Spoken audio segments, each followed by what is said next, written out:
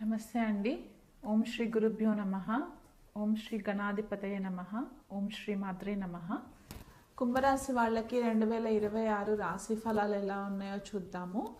కుంభరాశి వాళ్ళకి కుంభరాశిలోనే రాహు సంచారము, సప్తమంలో సింహరాశిలో కేతు సంచారం జరగడము, ద్వితీయ కుటుంబ స్థానంలో శని సంచారము, పంచమంలో గురు సంచారము జూన్ 2వ తారీఖు వరకు, తర్వాత జూన్ 2వ తారీఖు నుంచి అక్టోబర్ 31 వరకు కూడా షష్ఠ స్థానంలో గురు సంచారము, తర్వాత అక్టోబర్ 31 నుంచి డిసెంబర్ ఎండింగ్ వరకు కూడా సింహరాశిలో గురు సంచారము.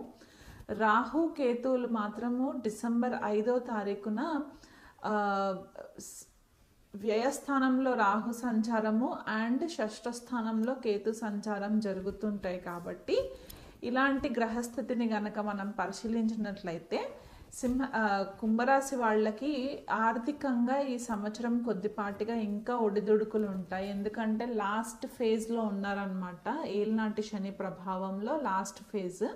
సో ఇది ఆర్థిక స్థితికి సంబంధించి, గృహంలో కలహాలకి సంబంధించి, గృహ వాతావరణంలో మెంటల్ పీస్ లేకపోవడము, ధనానికి సంబంధించి ఇబ్బందులు క్రియేట్ చేయడము, కుటుంబ వ్యక్తులతోటి కొద్దిపాటిగా మిస్అండర్స్టాండింగ్స్ క్రియేట్ చేయడం అనేది కనిపిస్తుంది.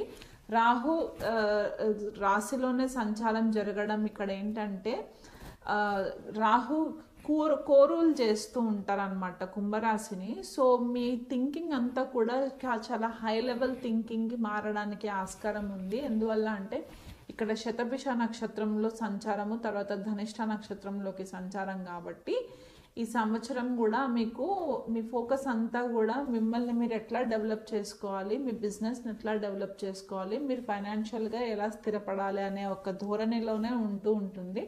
కొన్నిసార్లు ఏమవుతుందంటే ఒక మాయలో ఉండేసరికి ఆ ఇల్యూషన్లో మీరు డెసిషన్స్ కూడా కొద్దిపాటిగా రాంగ్ డెసిషన్స్ తీసుకోవడానికి ఆస్కారం ఉంది.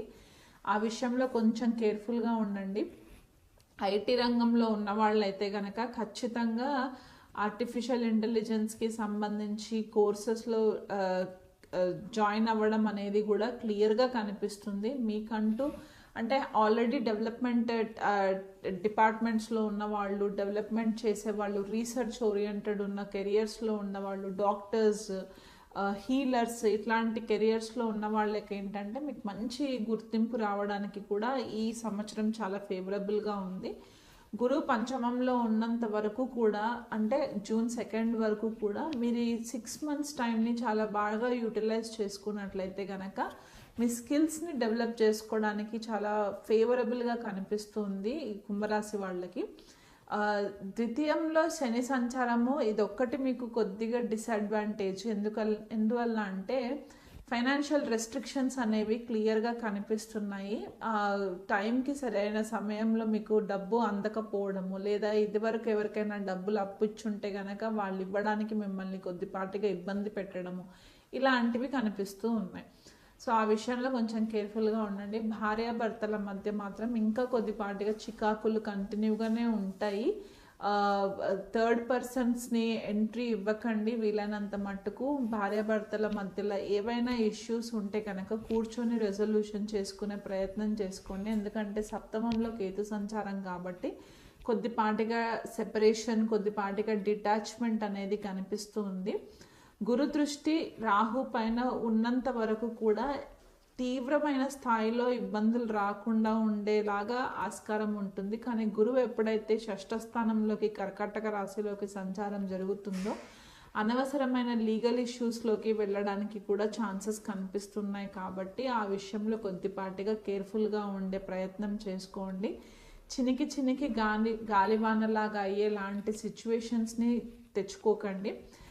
ఆరోగ్యం విషయంలో చాలా కేర్ఫుల్గా ఉండండి. మీకు కొద్దిగా ఓవర్ థింకింగ్ చేయడం వల్ల, లేకపోతే బిజినెస్లో సరిగ్గా సెట్ అవ్వట్లేదు, ఫైనాన్షియల్గా సెట్ అవ్వట్లేదు, కెరియర్లో ప్రాపర్ గ్రోత్ కనిపించట్లేదు అని చెప్పి మీరు ఓవర్ థింకింగ్ చేయడం వల్ల మీకు తలకి సంబంధించి, బ్రెయిన్కి సంబంధించి, నరాలకి సంబంధించి హెల్త్ ఇష్యూస్ రావడానికి చాలా ప్రామినెంట్గా కనిపిస్తుంది. సో ఒక ఇల్యూషన్లో ఉండకుండా వీలైనంత మట్టుకు ప్రాక్టికాలిటీని గనక మీరు మెయింటైన్ చేసుకొని ఈ సిచ్యువేషన్స్ ఎక్కువ పర్మనెంట్గా ఉండవు, ఇవి టెంపరీగానే ఉంటాయి అని అనే ఒక ఆలోచన చేసుకున్నట్లయితే కనుక ఇబ్బందులు ఏం లేకుండా ఉంటాయి.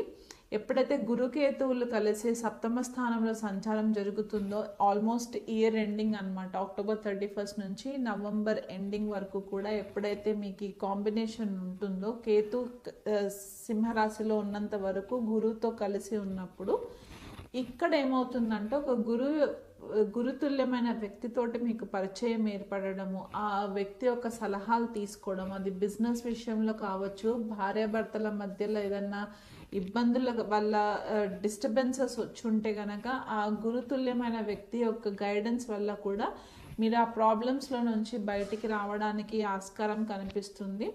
సో ఇంకా బెటర్ రిజల్ట్స్ రావాలి అని అనుకుంటే కనుక రెగ్యులర్గా శనికి తైలాభిషేకం చేయించుకుంటూ ఉండండి. ప్రతి శనివారం కూడా శని అష్టోత్తరం చదువుకునే ప్రయత్నం చేసుకోండి. శివాలయం రెగ్యులర్గా విజిట్ చేయండి. శివుడికి సోమవారం పూట అభిషేకం చేయించుకుంటూ ఉన్నట్లయితే కనుక దుర్గాదేవి పారాయణము, దుర్గా సప్తశతి పారాయణము, చండీ కవచము ఇలాంటివి చదువుకోవడం వల్ల ఏంటంటే ఎక్స్టర్నల్ ఫోర్సెస్ మీ పైన యాక్ట్ అవ్వకుండా మీకంటూ ఒక కవచం లాగా, ఒక ప్రొటెక్షన్ లాగా ఏర్పడడానికి ఛాన్సెస్ ఎక్కువ కనిపిస్తాయి. ఈరోజు మనము 2026 సంవత్సరము ద్వాదశ రాశుల వాళ్ళకి ఎలా ఉండబోతుంది అండ్ మనకి గ్లోబల్ లెవెల్లో ఎలాంటి పరిస్థితులు మనకి ఎదురవుతాయి, జియోపొలిటికల్ ఇష్యూస్ అవ్వచ్చు, లేకపోతే వాతావరణానికి సంబంధించి ఇష్యూస్ అవ్వచ్చు, పొలిటికల్ లీడర్స్కి ఎలా ఉండబోతుంది, మనకి రెసెషన్ ఏమైనా వస్తుందా, ఉద్యోగాలకి సంబంధించి ఐటీలో ఎలాంటి డెవలప్మెంట్స్ అవుతాయి, ఈ గ్రహగతులని బట్టి మనము డిస్కస్ చేసుకునే ప్రయత్నం చేద్దాము. కానీ దానికంటే ముందు మనకి జనరల్గా మేజర్గా మనము 4 గ్రహాల ట్రాన్సిట్స్ని బట్టి మనకి ఈ డిఫరెన్సెస్ అనేవి తెలుస్తూ ఉంటాయి అన్నమాట. సో మనకి ఇక్కడ గురువు, శని, రాహు, కేతువుల యొక్క గోచార సంచారం ఎలా ఉండబోతుంది అండ్ 2026 సంవత్సరంలో వచ్చే గ్రహణాల వల్ల మనకి ఎంతవరకు ఇంపాక్ట్ ఉంటుంది, వ్యక్తిగతంగా యాజ్ వెల్ యాజ్ మనకి గ్లోబల్ లెవెల్లో ఎలాంటి చేంజెస్ వస్తాయి అనే విషయం పైన మనము డిస్కస్ చేసుకుందాము. కానీ దానికంటే ముందు మనకి ఈ ట్రాన్సిట్స్ ఎప్పుడు జరుగుతున్నాయి, ఈ గ్రహణాలు ఎప్పుడు అవుతుందో ఆ డేట్స్ కూడా వివరిస్తాను. సో మనకి మొదటగా చూసుకుంటే కనుక గురుగ్రహాన్ని తీసుకుంటే జనవరి 1 నుంచి మార్చి 11వ తారీఖు వరకు కూడా గురువు వక్రిగతిలో సంచారం చేస్తూ మిథున రాశిలో సంచారం జరుగుతుంది.